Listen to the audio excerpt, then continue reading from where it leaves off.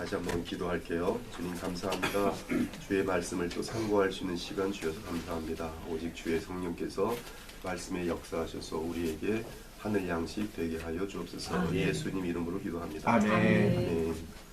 귀한 목사님들도 많으시고 또 귀가 또 특별히 많이 개발된 분들이 앉아 계신 데서 말씀을 전하는 것은 큰 부담도 되고 또 영광도 되는 것 같습니다. 이 창세기 12장에는 아브라함이 기근이 닥칠 때 하나님을 믿기보다는 스스로 인생을 꾸리기 위하여 애굽으로 내려갔던 것을 기록하고 있습니다. 그러나 애굽으로 내려간 아브라함은 자신의 깨와 거짓으로 살아가게 되고 결국 점점 실패의 늪으로 빠지더니 이 아브라함의 힘으로는 회복할 수 없는 그런 망신과 위기와 비참 가운데 처하게 됩니다. 그러나 자비로우신 우리 하나님께서는 사례 때문에 애굽왕 바로에게 개입하시고 위기 속에 있던 아브라함을 구출하여 주시고 모든 것을 회복시켜 주십니다. 심지어 하나님은 아브라함의 불신의 악을 은혜로 갚으사 사례 때문에 애굽왕 바로로부터 많은 재물을 갖고 애굽을 떠나게 하십니다. 아브라함이 애굽에서 그와 그의 아내와 모든 소유와 롯과 함께 네겝으로 올라가니 아브라함에게 가축과 은과 금이 풍부하였더라. 주의 한량없는 은혜가 느껴지십니까? 얼마나 좋으신 하나님이십니까? 말도 안 될 정도로 좋으신 분이에요. 지금 아브라함은 죄밖에 지은 것이 없는데 오히려 금과 가축과 은이 풍부하게 돌려보내시는 우리 하나님이세요. 그런데 그렇게 무한한 은혜와 호의를 베푸신 이유가 사례 때문에라고 하였으니 이는 곧 그녀의 태에 있는 메시아 예수님으로 인한 것이었습니다. 오늘 본문은 은혜로 회복된 아브라함이 애굽 사건 이후 철저한 믿음 가운데 살아가는 모습을 보여줍니다. 이제 아브라함은 자신의 깨와 지혜로 살던 삶을 내려놓고 큰 혼을 났잖아요. 오직 이제는 하나님만을 의지하는 신앙의 모습을 나타냅니다.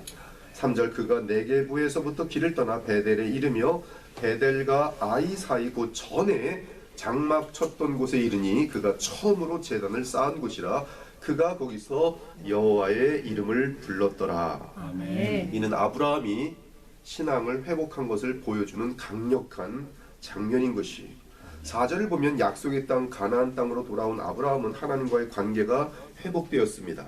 사례 때문에 하나님과의 관계가 다시 회복된 것이 이는 장차 이 땅에 오실 그리스도로 인한 전적인 하나님의 은혜였어요.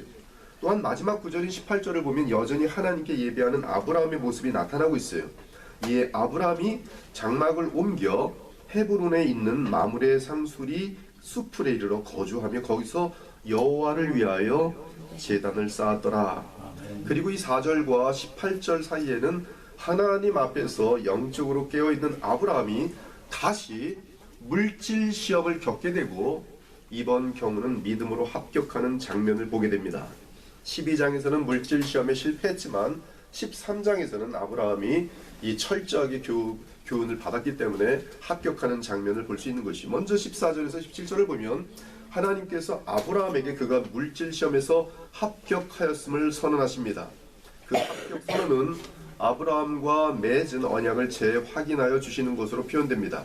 롯이 아브라함을 떠난 후에 여호와께서 아브라함에게 이르시되 너는 눈을 들어 너 있는 곳에서 북쪽과 남쪽 그리고 동쪽과 서쪽을 바라보라. 보이는 땅을 내가 너와 네 자손에게 주리니 영원히 이르리라. 내가 네 자손이 땅에 티끌 같게 하리니 사람이 땅에 티끌을 능히 셀 수 있을진데 네 자손도 세리라. 너는 일어나 그 땅을 종과 행으로 두루 다녀보라. 내가 그것을 내게 주리라. 주 여호와께서 아브라함에게 합격 선언으로 하신 약속의 내용은 두 가지입니다. 하나는 이 땅을 너와 네 자손에게 주실 것이라는 것과 다른 하나는 네 자손이 땅에 티끌같이 많게 될 것이라는 것이. 그리고 약속을 확인받은 아브라함은 이제 장막을 헤브론으로 옮겨 그곳에 마므레 상수리 수풀에 거주하며 거기서 여호와께 제단을 쌓고 여호와의 이름을 부른 것입니다. 따라서 18절은 물질 시험에 합격한 아브라함이 이제 하나님의 언약의 말씀을 재확인받으면서 감당할 수 없는 감격과 감사 속에서 계속 철저히 하나님 중심, 예배 중심으로 살고 있는 모습을 묘사한 것이 거기서 여호와를 위하여 제단을 쌓았더라. 사랑하는 여러분, 하나님이 가장 기뻐하시는 삶은 예배 드리는 삶입니다. 아멘. 하나님과 동행하는 삶이. 아멘. 그러므로 예배를 더욱 자주 드리셔야 됩니다. 아멘. 예배를 빠지면 축복을 잃습니다. 아멘. 힘 닿는 대로 가정 예배를 드리셔야 돼요. 아멘. 그러면 자녀들이 신앙에서 떠나지 않을 것입니다. 아멘. 또한 개인적으로 묵상과 기도의 시간을 반드시 가져야 합니다. 아침 시작을 말씀과 기도로 시작하고 하루의 일과 가운데서 말씀을 기억하며 수시로 기도하다가 저녁에 잠들기 전에 말씀과 기도로 잠든다면 우리는 계속 주와 동행하는 삶을 살 수 있을 것이며 예배하는 삶을 살 수 있을 것이. 사실 우리는 식사를 거의 거르지 않습니다. 그래야 육체의 힘이 생기기 때문입니다. 그런데 우리 새 생명은 오직 말씀을 필요로 합니다. 이 뽀빠이가 시금치를 먹고 힘을 얻어 적군을 이기는 것 같이 우리는 반드시 말씀을 먹어야 내 속의 죄성과 사탄과 이 세상을 향하여 이길 수 있어요. 이 세상의 마귀의 역사는 아주 간교합니다. 우리가 말씀과 성령으로 충만할 때만이 그 간교함을 보면서 지혜로 이길 수가 있는 것이 기도와 예배를 통하여 하나님과 동행하길 바랍니다. 본문 5절에서 13절까지는 이렇게 믿음 가운데 깨어있던 아브라함이 어떻게 하나님의 기쁨이 되었는지 또한 어떻게 물질 시험을 이겼는지에 대한 내용입니다. 이 물질 시험은 부자 청년에게 예수께서 이 한 가지 때문에 그가 믿음에 실패한 것을 말씀할 정도로 중요한 것이 이 가룟 유다도 물질로 넘어지고요. 이 물질 시험은 반드시 합격해야 되는 크리스찬들에게 대단히 중요한 시험입니다. 만몬과 하나님을 겸하여 섬길 수 없어요. 먼저 이 시험 배경을 보면 물질 시험이긴 한데 이번은 기근의 시험이 아니라 풍요의 시험입니다. 아브라함은 애굽 왕 바로에게서 많은 물질을 얻어서 다시 가나안 땅으로 돌아오게 되었지. 아브라함이 가나안 땅에 도착하여 열심히 사는 동안 꽤 시간이 지났습니다. 자비로운 아브라함은 조카 롯에게도 일하는 대로 많은 물질을 주었습니다. 소와 양을 풍성하게 주었어요. 따라서 시간이 지나면서 롯도 상당한 부자가 되었습니다. 5절을 보면 롯도 장막이 있다고 묘사합니다. 물론 양과 소도 있습니다. 이 말은 롯이 자기 사업을 갖게 되었다는 말씀이, 롯이 소와 양이 많아져서 따로 일꾼을 고용하게 되었다는 뜻입니다. 그런데 그 땅에는 아직 가나안 사람과 브릿 사람이 많아서 맘대로 땅을 사용할 수 없었습니다. 따라서 아브라함의 가축들과 롯의 가축들이 많아지게 되면서 문제가 생기기 시작합니다. 여러분, 교회가 개척해서 새로 시작할 때는 다 같은 목적을 가지고 사업을 시작할 때도 마찬가지고 아주 즐겁습니다. 그러나 이 명예 같은 것들이 또 돈 같은 것들이 연루되면 사람들의 본심이 드러나면서 문제가 많이 생겨요. 이 좁은 땅에서 땅 때문에 아브라함의 목동들과 롯의 목동들이 자주 다투게 됩니다. 자, 지금 아브라함과 롯은 물질이 너무 많아졌습니다. 너무 많아서 목동들이 자꾸 다툽니다. 이때 아브라함의 입장에서는 롯과의 관계에서 물질 시험을 다시 겪게 된 것입니다. 여기서 믿음의 시험의 특징을 하나 알려드리는데요. 하나님께서는 우리에게 어떤 시험을 내실 때는 합격할 때까지 계속 치르게 하신다는 사실이에요. 마치 운전면허를 받으려면 반드시 필기시험을 지나야 실기시험을 칠 수 있듯이 제 장인 어르신은 운전시험을 20번 떨어졌어요. 근데 20번 쳤다고 해서 중간에 합격시키는 일이 없었습니다. 마지막에 결국 20번째 붙으니까 그때서야 실기시험으로 가더라고요. 이제 계속 똑같은 시험을 치는 것이, 하나님께서는 우리에게 어떤 시험을 내시면 그 시험을 통과할 때까지 똑같은 시험을 계속 치르게 하십니다. 목회자들도 마찬가지예요. 제가 함께 있었던 어떤 전도사님 보니까 6개월마다 미국에서 교회를 옮기는데 항상 똑같은 문제, 중고등부에 부모하고 부딪히더라고요. 그러면 때려치고 옮기는데 또 거기 가서 보면 또 동일한 문제로 또 때려치고 옮기는데 나중에 사용 못합니다. 동일한 문제를 언제나 하나님은 모든 사람들에게 내세요. 성령의 능력으로 그걸 점프해서 이기셔야 되는데 못 이기면 인생 죽는 그날까지 같은 문제 걸려 있어요. 혈기 문제도 그렇고 음란 문제도 그렇고 돈 문제도 그렇고. 이번 시험은 같은 시험이로되 이 실패한 물질 시험에 대한 것이 아니라 문제만 약간 다르게 내신 것이지 같은 시험을 내십니다. 이번 시험은 같은 시험이라도 정말로 물질에 대한 욕심 더 많이 가져보겠다는 욕심을 포기할 수 있느냐 하는 시험이었어요. 하지만 이번 경우 아브라함은 철저하게 하나님 앞에서 깨어있는 믿음을 소유하고 있었습니다. 아브라함이 롯에게 이르되 우리는 한 친족이라 나나 너나 내 목자나 네 목자나 서로 다투게 하지 말자. 내 앞에 온 땅이 있지 아니하냐. 나를 떠나가라. 네가 좌하면 나는 우하고 네가 우하면 나는 좌하리라. 지금 아브라함은 롯과의 결별을 결단하고 있습니다.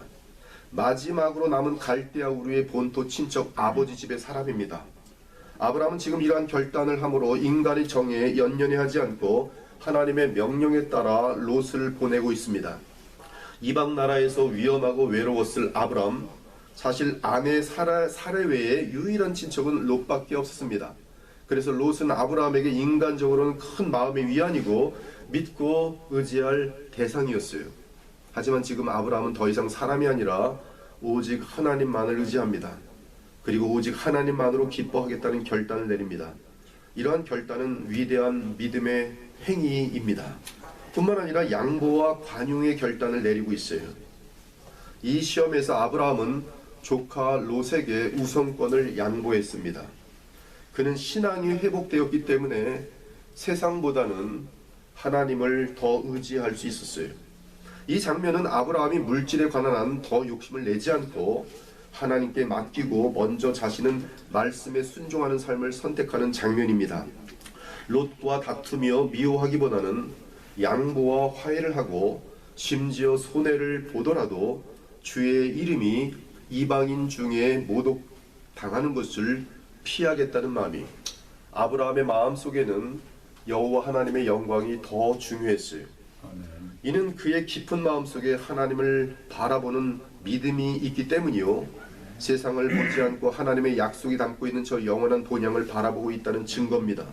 그래서 아브라함은 롯에게 선택권을 주면서 네가 좌하면 나는 우하고 네가 우하면 나는 좌하리라 말한 것입니다. 오래전에 그는 불신앙 가운데 애굽으로 내려가 온갖 잔머리를 굴리며 세속적인 처세를 했던 사람이었습니다. 그래서 결국 하나님의 이름에 불명예를 끼쳤었습니다.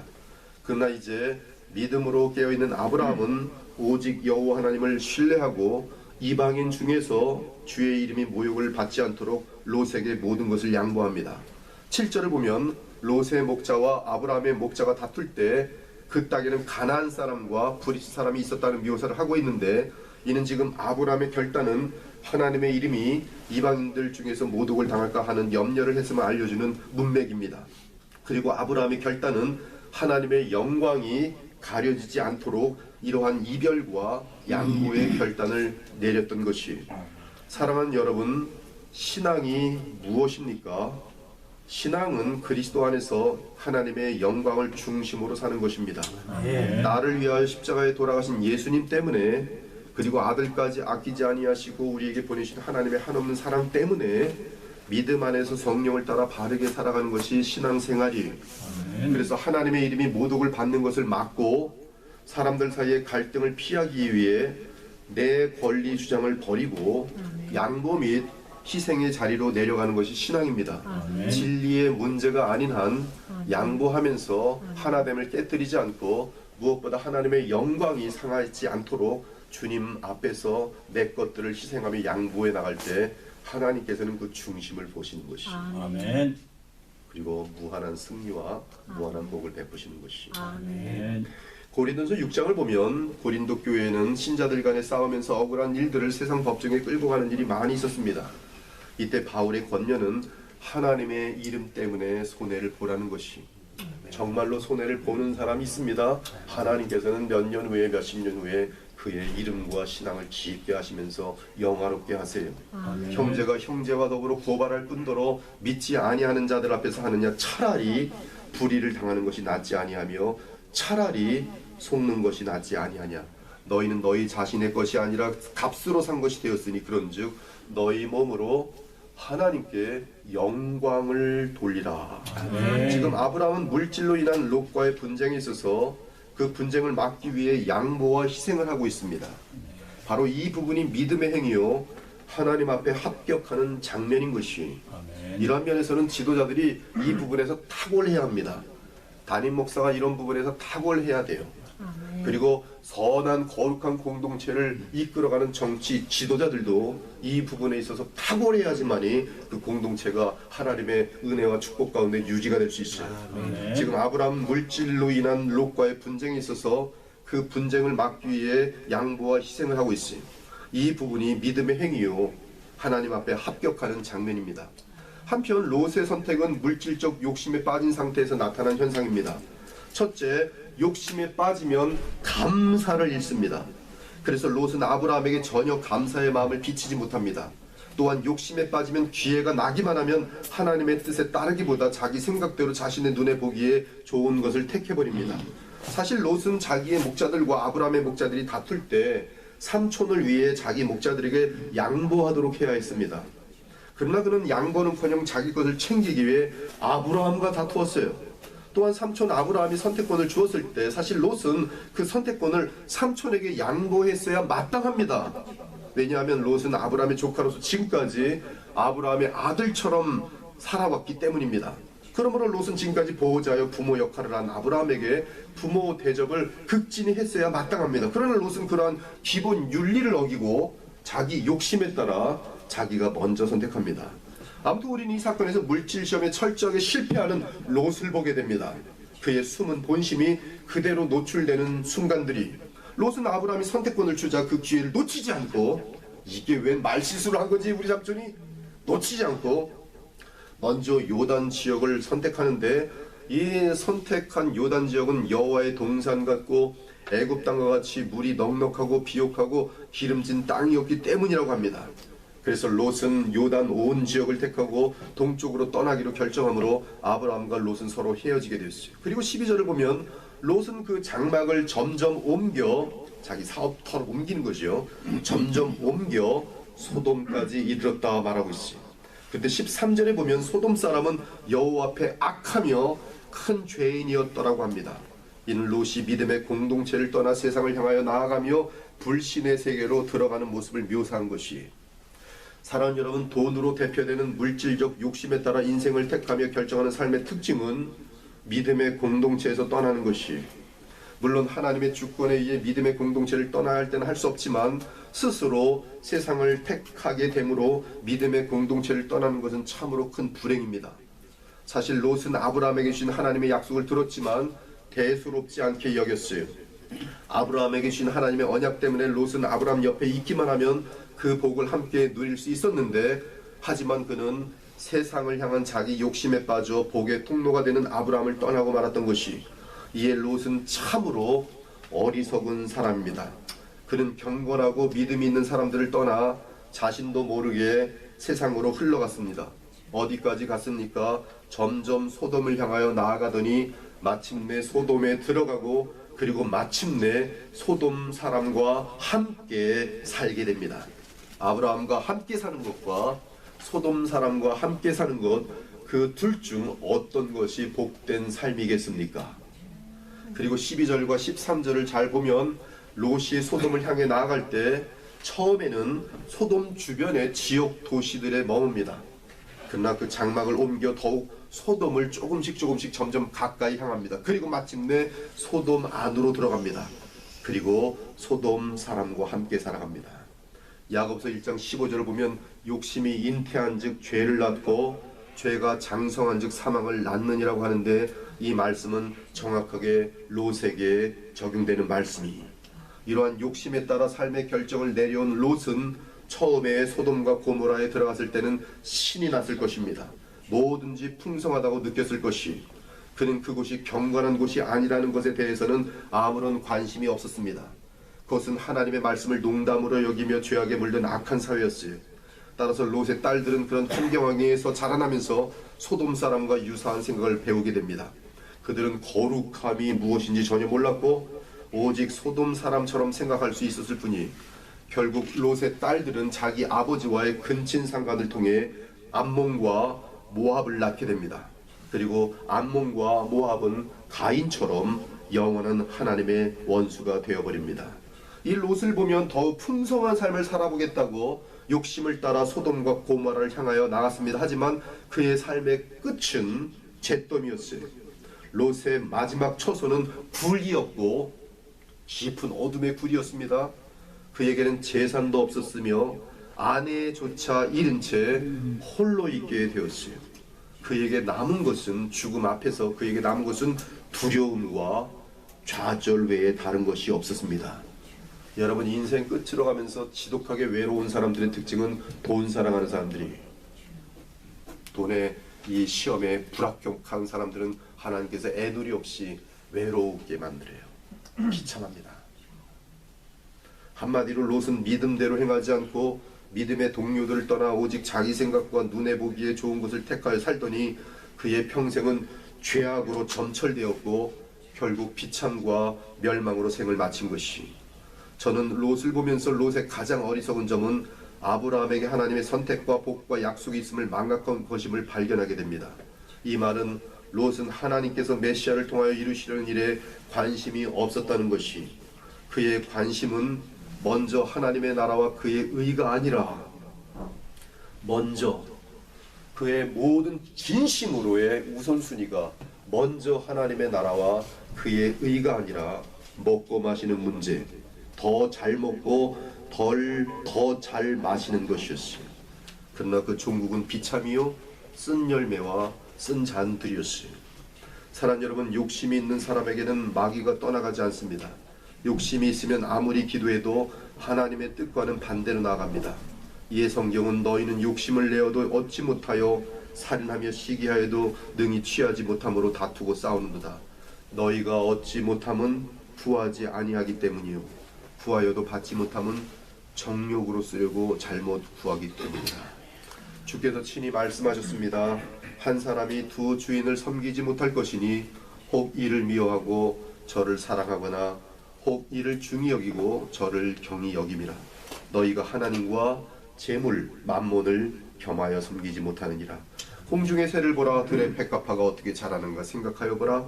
오늘 있다가 내일 아궁이에 던져지는 들풀도 하나님이 이렇게 입히시거든. 하물며 너희일까 보냐. 믿음이 작은 자들아. 이 말씀을 의역하면 왜 돈 때문에 서로 죽이고 싸우고 거짓을 행하고 불의를 행하고 미워하고 다투느냐. 이는 다 믿음이 없는 이방인들의 삶의 스타일이다. 그러나 너희는 그렇게 살지 말거라. 대신 너희는 먼저 그의 나라와 그의 의를 구하라. 그리하면 이 모든 것을 너희에게 더하여 주실 것이다. 아멘. 이제 14절부터 마지막 구절인 18절까지 보면 롯이 아브라함을 떠난 후의 상황을 묘사하여 줍니다. 여호와께서 아브라함에게 나타나셔서 말씀하십니다. 그것은 아브라함에게 합격 통보예요. 보이는 땅을 내가 너와 네 자손에게 주리라. 영원히 네 것이 될 것이라. 아멘. 네 자손을 땅에 티끌 같게 하리라. 아멘. 이 약속은 가나안 땅의 약속으로 끝나지 않습니다. 이 약속은 영원한 하나님의 나라의 약속이므로 하나님의 아들 그리스도 예수를 통해 이루어지는 새하늘과 새 땅까지 이어지는 영원 무궁한 유업에 대한 것이, 이 세상에 속한 욕심을 다 내려놓은 아브라함에게 우리 주 하나님은 이 시대에 속하지 않은 장래의 세상을 아브라함에게 보장해 주셨던 것이, 사랑하는 여러분, 성도들의 믿음의 여정은 나그네요, 순례자요, 여행자의 삶입니다. 순례의 삶은 저 영원한 본향을 믿음으로 사는 삶이에요. 따라서 당장 눈앞의 이익 때문에 신앙을 저버릴 수 없습니다. 이는 그 길이 결국은 불행과 허무의 길인 것을 잘 알고 있기 때문입니다. 그러므로 믿음의 여정의 삶은 항상 깨어 있어야 합니다. 항상 내 마음속에 탐욕과 사욕을 신앙이란 명분으로 합리화시키는 일이 없도록 자신의 깊은 곳을 바라보고 있어야 돼요. 하나님은 전능하십니다. 하나님은 전능하시고 살아계세요. 우리 마음이 하나님을 기쁘시게 할 때 여러분의 소원이 거룩한 것이고 주의 뜻에 일치된다면 반드시 성취시켜 주십니다. 따라서 신앙에 당장 눈앞의 이익 때문에 신앙을 저버리지 말고 깨어 있으면서 예배 생활을 통하여 하나님과 깊은 교제의 삶을 누리면서 주님이 원하시는 대로 철저하게 살아갈 때 하나님께서 우리의 마음에 흡족한 기쁨들을 차고 넘치도록 주실 것이, 성경 전체가 궁극적으로 말하려는 믿음은 하나님이 보내신 그리스도를 믿고 그 안에서 하나님과 교통하는 것입니다. 특히 그리스도의 십자가와 부활 사건의 의미를 복음을 통해 듣고 배워 그 언약을 믿고 나아가는 것이, 그러한 믿음은 삶의 선택에서 입증되며 참 믿음의 결과는 언제나 그리스도와 하나님의 영광으로 귀결되도록 되어 있어요. 즉 그리스도를 믿고 하나님과 교통하는 믿음의 삶은 반드시 거룩하며 의로우며 사랑으로 풍성한 바른 삶을 살도록 되어 있어요. 그리고 자신은 그리스도의 성품을 계속 담도록 되어 있어요. 그것이 이 땅에 태어난 사람에게 최고의 복이고 최고의 영광입니다. 아멘. 앞으로 우리의 남은 여생은 주의 영광 때문에 이 땅에 썩을 것들을 양보하며 주님이 주시는 모든 것들, 물질을 포함한 나의 건강, 생명 모든 것들을 오직 주의 영광을 위하여 살려는 진실한 마음을 가질 때 아멘. 우리는 짧은 안개와 같은 인생이라도 영원한 그런 보람 있는 결실들을 우리의 삶에 하나님께서 충만하게 맺게 하여 주실 것이, 그러한 복이 여러분 모두에게, 가정에, 또 이 귀한 항인실 로보비에 임하기를 예수 그리스도의 이름으로 축원합니다. 아멘. 주 하나님 감사합니다. 아브라함의 두 번째 시험을 보았습니다. 가난할 때는 시험에 이기지 못했지만 형통할 때는 승리하는 아브라함을 보았습니다. 우리 하나님과 우리 주 예수 그리스도가 되게 하여 주옵소서. 아멘. 우리의 마음 중심에 속지 않으시는 주님, 주님의 기쁨이 먼저 되게 하시고 그 가운데서 주님이 원하시는 것을 또 우리가 기도하며 원할 때 하나님이 우리의 짧은 삶 가운데 이루어 주시는 주의 역사를 보면서 영원한 찬송과 영광 돌릴 수 있는 저희들 모두가 되게 하여 주시옵소서. 살아계신 우리 주 예수 그리스도 이름으로 기도합니다. 아멘.